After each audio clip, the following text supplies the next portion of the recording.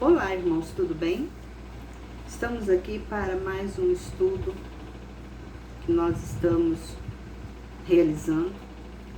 Vamos comentar hoje o capítulo 27 do livro de Levítico. Então eu convido você, pegue sua Bíblia e acompanhe comigo esse capítulo para que você possa também ter um entendimento do que Deus está falando conosco nesse capítulo do livro de Levítico 27. Vamos falar todo o capítulo. Ele é um capítulo que não é muito extenso, só tem 34 versículos. E vamos trabalhar um pouquinho sobre esse capítulo, que fala o seguinte: o Senhor falou a Moisés dizendo: fala aos filhos de Israel e dize-lhes: se alguém fizer um voto ao Senhor de dedicação de pessoas, o voto será cumprido, segundo tua avaliação das pessoas. Se for um homem da idade de 20 anos até 60 anos, tua avaliação será de 50 ciclos de prata, de acordo com o ciclo do santuário. O que Deus está falando aqui? Se alguém fizer algum voto. Então, se a pessoa que tem essa idade fizer um voto, então esse voto ela tem que dar uma oferta. Ela tinha que dar uma oferta lá no templo, né, no santuário do Senhor. Que eles tinham, né, nessa época eles tinham o tabernáculo que Moisés, né, Deus falou para Moisés construir o tabernáculo que eles construíram. E aqui fala, né, que eles teriam, se alguém fizesse algum voto, né, alguma pessoa fizesse algum voto, então eles teriam que fazer, dar esse valor, né, levar até no santuário. Se for mulher, tua avaliação será de 30 ciclos. Se for da idade de 5 anos até 20 anos, tua avaliação do homem será de 20 ciclos e da mulher 10 ciclos. Se for da idade de 1 mês até 5 anos, tua avaliação do homem será de 5 ciclos de prata e da mulher 3 ciclos de prata. Se for da idade de 60 anos para cima, tua avaliação do homem será de 15 ciclos e da mulher 10 ciclos. E se ele for mais pobre do que a tua avaliação, será apresentado perante o sacerdote, que o avaliará de acordo com as posses daqueles que o fez o voto. Se for animal dos que oferecem oferta ao Senhor, tudo quanto der dele ao Senhor será santo. Não mudará, nem o trocará, bom por mal ou mal por bom. Mas se de qualquer maneira trocar animal por animal, tanto um como o outro será santo. O que Deus está falando, passando para que nós tivéssemos, né, essa obediência, que aquele povo tivesse essa obediência. Isso aqui também não é só para aquele povo, é para o povo de hoje também, porque a lei de Deus não muda, ela sempre se renova a todo tempo. Então, se alguém fizer algum voto ao Senhor de pessoas, aqui está falando que deve levar tantos ciclos, né, de moedas ao sacerdote. Aí você fala assim, então como que eu vou passar esse valor para os dias de hoje, né, para os dias de hoje? Então aqui nós temos uma base dos valores. Digamos aqui, ó, aqui fala no versículo 4, se for mulher, tua avaliação será de 30 ciclos. Aí o que a gente faz? Vamos colocar aqui 30 ciclos. Significa o quê? O valor de 300 reais, de 3 mil, de 30 reais, isso vai avaliar de acordo com o seu voto para com Deus e a sua posse para com Deus. Tanto que aqui ele fala, se for mais pobre que a tua avaliação, será apresentado perante o sacerdote, que avaliará de acordo com as posses daquele que fez o voto. Então, se você for uma pessoa que fez um voto ao Senhor, de pessoas. O que é de pessoas? Suponho que você fez um voto para você arrumar um emprego de pessoas. Para você é sua, é seu. O privilégio quem vai receber é você. Então você faz esse voto e leva ao Senhor quando, né, receber a bênção. Tipo assim, porque que aqui fala de idade pequena, de 5 anos, de até tantos anos. Se você for fazer um voto para o seu filho, para ser curado, ou para arrumar um emprego, então tudo isso tem um valor. É conforme a tua bênção que você quer ser alcançada, aquilo tem um valor, um peso. Então é isso que nós devemos levar em conta, em consideração. Que nós devemos, quando fizermos um voto, nós devemos dar uma quantia em dinheiro ao sacerdote, né, para ele para cumprir, né, o nosso voto. Aí você fala assim, mas eu não frequento nenhuma igreja, como que eu posso dar esse voto? Irmãos, converta esse voto em ofertas, em ajuda para alguém que está necessitado. Vai nos hospitais, e nos hospitais se encontra muita gente que está necessitado, que está lá como, assim, até indigente, pessoas que foram, que estão no hospital precisando de ajuda, pessoas que moram em outro estado, longe, o município, longe, não tem ninguém naquela cidade. Eles precisam de ajuda tanto de alimentação, quanto de roupa, quanto de calçados. Isso você vai encontrar muito nos hospitais. É só você fazer uma visitinha rápida lá que você vai encontrar muitas pessoas nessa situação. E eu tenho certeza que você vai, como fala, você vai cumprir, né, o seu voto diante de Deus com muita facilidade nesse sentido. E também uma ajuda, você pode também não ajudar só as pessoas, né? Você pode ajudar também uma ONG de animais, que você também está fazendo algo para que, elevando, né, aquele voto seu, mostrando para Deus, olha, esse dinheiro é pelo voto que eu fiz. E quando Deus fala, quando você faz um voto, de avaliação de pessoas, tá? Isso é um voto quando você for cumprir com o dinheiro. Porque tem voto que você cumpra com outras coisas. Mas quando você for fazer um voto, você vai cumprir com o dinheiro. Se for um animal, que fala, se for animal dos que oferecem oferta ao Senhor, tudo quanto der dele ao Senhor será santo. Não mudará, nem trocará bom por mal, ou mal por bom. Mas se de qualquer maneira trocar animal por animal, tanto um como o outro será santo. Se for um animal imundo dos que não oferecem oferta ao Senhor, apresentará o animal diante do sacerdote. E o sacerdote o avaliará, seja bom ou seja mau, como o sacerdote o avaliou, assim seja. E se o que fez voto quiser remi-lo, acrescente o quinto sobre tua avaliação. Se alguém dedicar sua casa como coisa santa ao Senhor, o sacerdote avaliará, seja boa ou seja má, como o sacerdote avaliar, assim seja. Se você for dedicar, né? Eu vou dedicar minha casa, eu vou entregar minha casa, vou pegar minha casa e dar como oferta, né? Desse voto que eu fiz para Deus. Aí você vai ter que vender a casa e vai avaliar quanto que custa a sua casa e você vai entregar o dinheiro para o sacerdote. E se o que tiver santificado quiser remir sua casa, então acrescente o quinto do dinheiro sobre tua avaliação e ela ficará sua.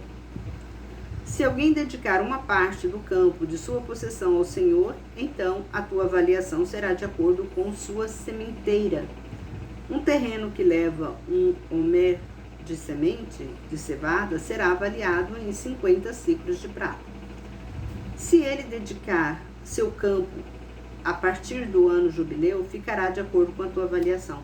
Talvez você me pergunta, mas nós não estamos vivendo nessa época. Hoje nós não temos campos, hoje as pessoas são mais na cidade.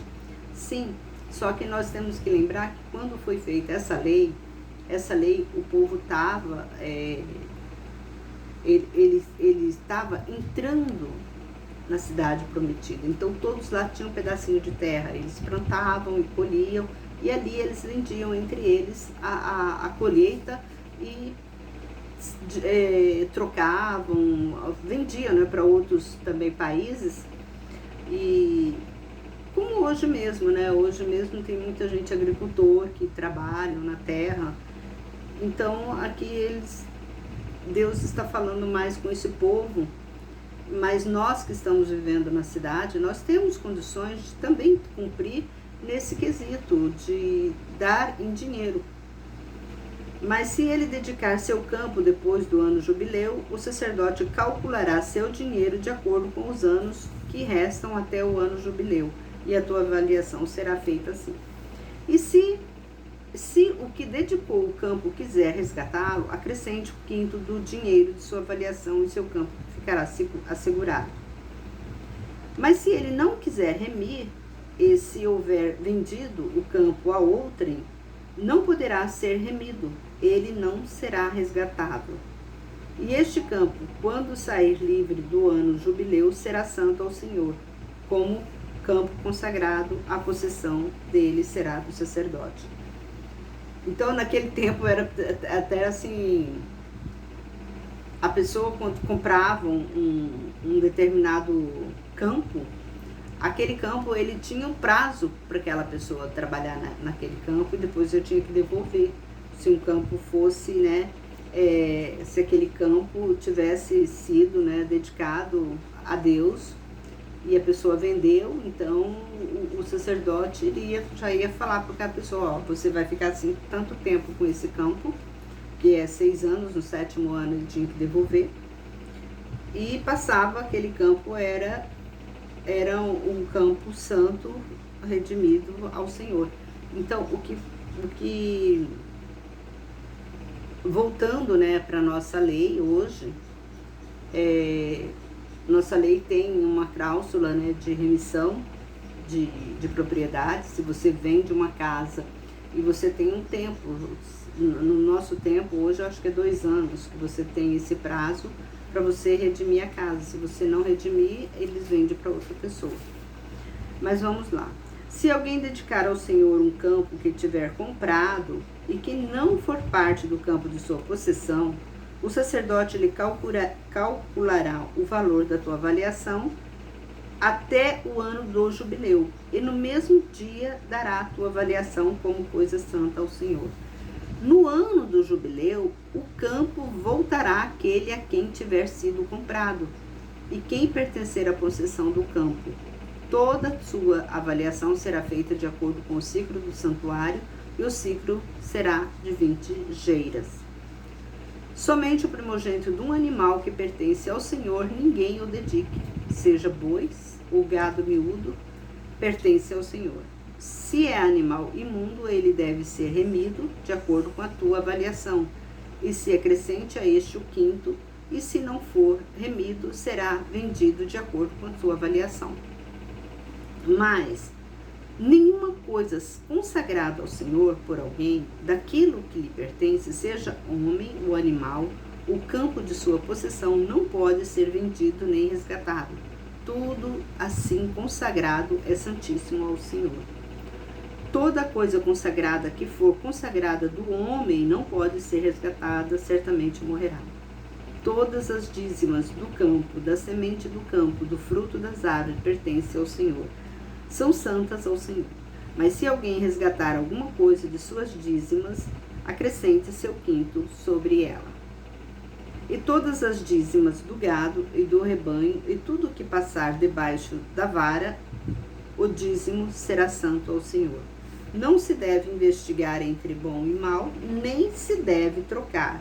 Mas se de algum modo a trocar, um ao outro serão santos, não devem ser resgatados. Estas são as ordenanças que o Senhor deu a Moisés para os filhos de Israel no Monte Sinai. A gente observa que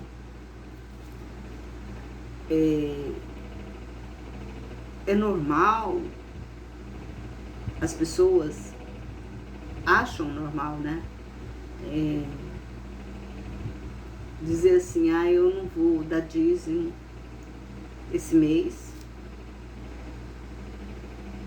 mas no mês que vem eu dou. Aí no mês que vem ela vai dar o mesmo dízimo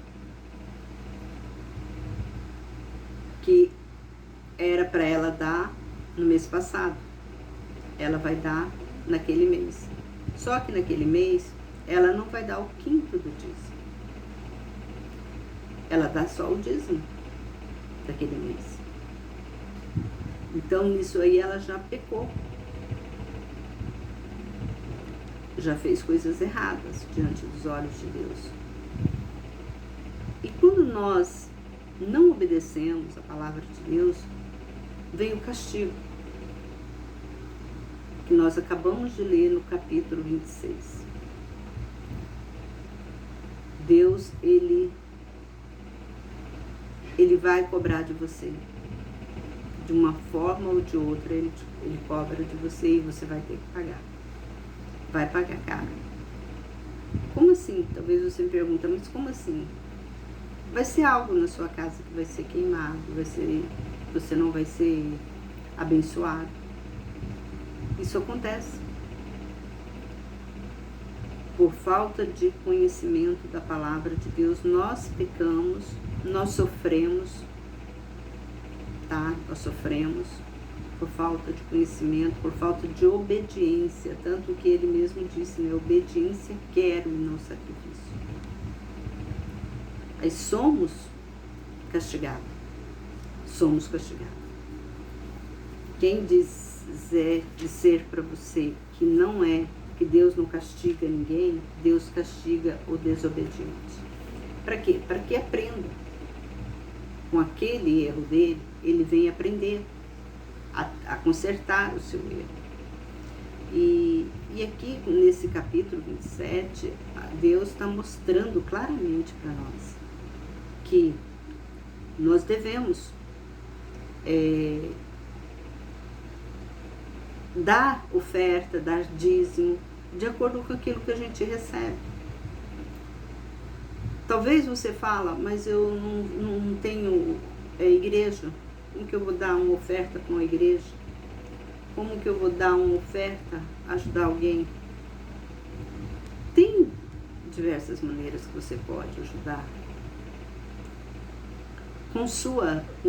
Só de você estar, se você tem uma noção, só de você estar transmitindo a palavra de Deus, digamos, esse trabalho que eu tenho aqui, se você compartilhar esse trabalho, você está salvando vidas. Se você salvar vidas, Deus está te abençoando. Então, o que Deus ele quer? Ele não quer só o seu dinheiro. Ele quer que você trabalhe, fazendo bem. As pessoas, às vezes, elas erram por não conhecer a palavra de Deus. Nessa época que Deus estava, né? Ele pedia, né, o dízimo. Só que as pessoas tinham, né, o sacerdote que estavam profetizando para essas pessoas aqui, porque eles já tinham um número de pessoas que estavam sendo profetizadas.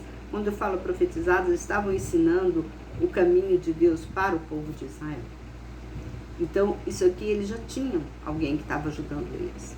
E eles tinham que transmitir essa palavra, eles tinham que obedecer essa palavra que Deus estava falando com eles. Então, eles tinham que ter essa obediência. E hoje nós levamos isso, quando nós pegamos e levamos isso no nosso dia a dia cotidiano, o que nós precisamos é pregar a palavra de Deus. Se a gente ler lá se não me engano, é Zacarias, que fala que Deus ele exige de nós que nós levemos a palavra de Deus a outras pessoas, que nós ensinamos as pessoas o caminho que devem andar e a obedecer. Como obedecer? As pessoas não sabem como obedecer se você não ensinar, se você não está ensinando elas a andar no caminho de Deus. Então, hoje o dízimo e ofertas, ele tem muito a ver a isso. O seu tempo que você tem que se dedicar a fazer a vontade de Deus, a levar o evangelho a outra pessoa.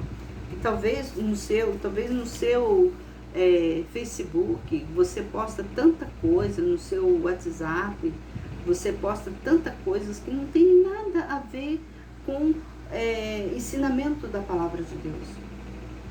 Você posta imagem de pessoas de humor, rindo, de piadas, ensinando alguma coisa que não seja ligado à palavra de Deus. Então, isso também Deus está olhando. Às vezes você passa o tempo todo no WhatsApp, no Facebook, mas você não... As pessoas nem sabem que você é crente, que você é um religioso, que você é uma pessoa que teme a Deus.